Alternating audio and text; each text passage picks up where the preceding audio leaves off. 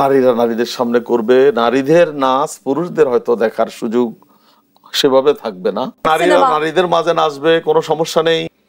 তাহলে ইসলামী রাষ্ট্র ব্যবস্থা প্রতিষ্ঠিত হলে কি জামায়াত শরিয়া আইন কায়েম করবে? অবশ্যই শরিয়া আইন কায়েম করবে। তাহলে দেশে বিদ্যমান আইনের কি হবে? দেশে বিদ্যমান আইন তো প্রয়োজন নেই। ইসলামী রাষ্ট্র ব্যবস্থা হলে দেশে যে বিদ্যমান আইন আছে সে বিদ্যমান আইন থেকে ইসলামী আইনে একজন নাগরিক অনেক বেশি অধিকার পাবে, একজন নারী অনেক বেশি অধিকার পাবে। যদি দু একটি উদাহরণ আপনি একটু তুলে ধরতেন, কোন কোন বিষয়গুলোতে আসলে বেশি আমরা সুযোগ সুবিধা পাবো? যেমন ধরুন নারীদের ক্ষেত্রেই যদি বলেন, যেমন ধরুন নারীদের ক্ষেত্রে নারীরা তারা নিজস্ব ইচ্ছা অনুযায়ী চলাফেরা করতে পারবে। তাদের উপরে শরিয়া কি সেটা অনুমোদন করে? শরিয়া অনুমোদন করে, শরিয়া অনুমোদন করে যে নারী তার যেই আব্রু পর্দা সেটা সে পালন করবে। পর্দা কি জামায়াত ইসলামী বাধ্যতামূলক করবে? না, এরকম কিছু নয় যে পর্দা বাংলাদেশে ইসলামী রাষ্ট্র ব্যবস্থা প্রতিষ্ঠিত হলে, বাংলাদেশ জামাত ইসলামী রাষ্ট্রীয় ক্ষমতায় গেলে সকল নারীকে বোরকা পড়তে হবে এরকম কোনো বাধ্যবাধকতা নেই। ইসলামী শরীয়তের বিধান তাকে জানানো হবে। সে তার ধর্ম অনুযায়ী, সে তার আত্মবিশ্বাস অনুযায়ী, সে তার আকীদা অনুযায়ী, ঈমান অনুযায়ী যদি সে ব্যক্তিগতভাবে ইচ্ছা পোষণ করে বোরকা পড়তে পারবে। কিন্তু না পড়লে তাকে শাস্তির আওতায় হবে না, না পড়লে তাকে জোর করে বোরকা পরিয়ে দেওয়া হবে না। অথবা অন্য ধর্মাবলম্বীদের জন্য তো বোরকার প্রয়োজন নেই, তাদেরকে বাধ্য করা হবে না যে বোরকা পরা ছাড়া ঘর থেকে বেরোতে পারবে, এমন নয়। তবে একটি ভ্রান্ত ধারণা আমাদের দেশে প্রতিষ্ঠিত আছে।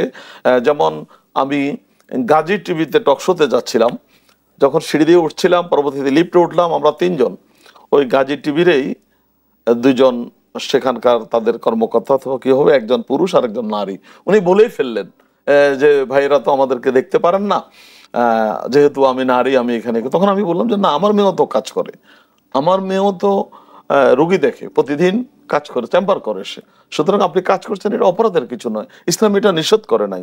রাসূলুল্লাহ সাল্লাল্লাহু আলাইহি সাল্লাম ইসলাম প্রতিষ্ঠার জন্য যে সমস্ত যুদ্ধে অংশগ্রহণ করেছেন, যুদ্ধে নেতৃত্ব দিয়েছেন, রাসূলুল্লাহ সাল্লাল্লাহু আলাইহি সাল্লামের সাথে পুরুষ সাহাবীরা যেমনিভাবে ছিল, মহিলারাও সে যুদ্ধে অংশগ্রহণ করেছে। সুতরাং ইসলাম মহিলাদেরকে ঘরের মধ্যে অথবা কোনো কোঠার মধ্যে রেখে বদ্ধ করে রাখবে, ইট ইজ নট ইসলাম। ইসলাম সবচাইতে বেশি নারীর স্বাধীনতা দিয়েছে। কেমন? যেমন নারীদের সব সেক্টরে কাজ করার স্বাধীনতা কি থাকবে? গান, নাচ বা সাংস্কৃতিক অঙ্গনে আমরা যেমনটি দেখি অবশ্যই থাকবে। নারীরা নারীদের মাঝে নাচবে, কোনো সমস্যা নেই। নারীদের মাঝে নাচতে হবে, নারীদের মাঝে নাচবে। নারীরা যারা নাচ শিখবে তারা সেখানে শিখবে।